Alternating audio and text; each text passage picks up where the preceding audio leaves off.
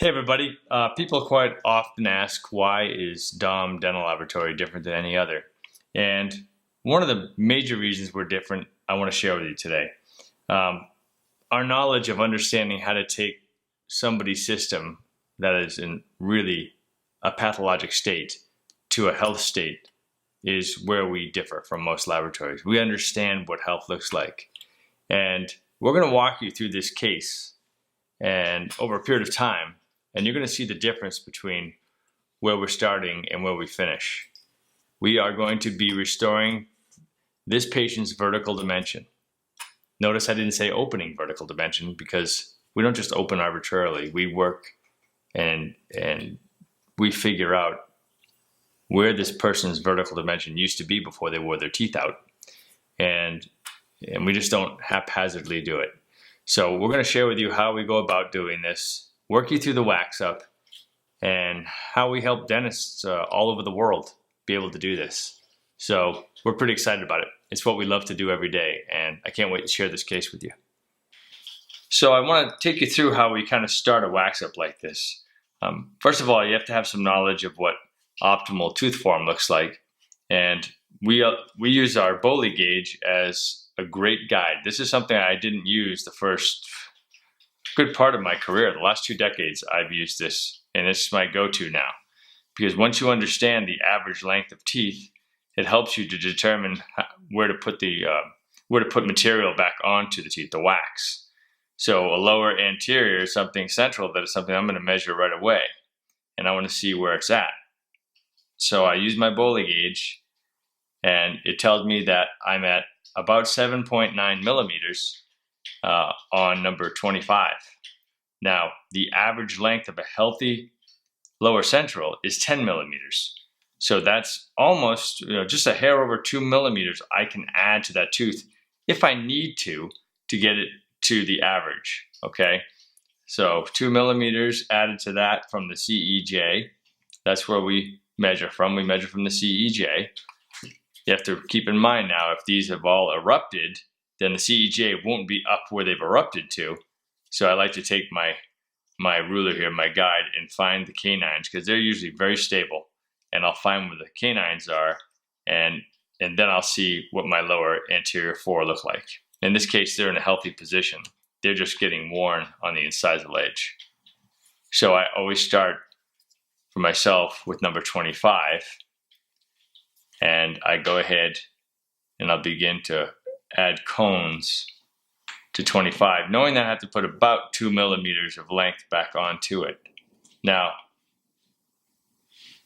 you can't just do this part arbitrarily without thinking about what's happening with the maxillary, okay? So I'm working with these to try and find exactly where I'm going to go to get my contact on the lingual of number 8, okay?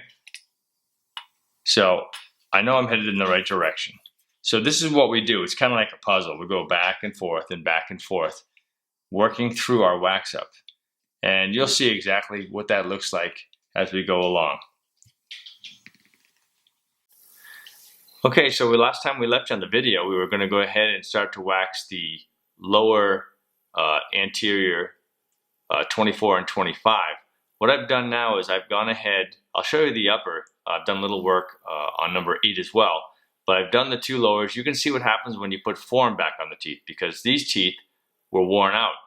Okay, now I put the form back on using an average of 10 millimeters is what is a normal healthy tooth, a lower anterior.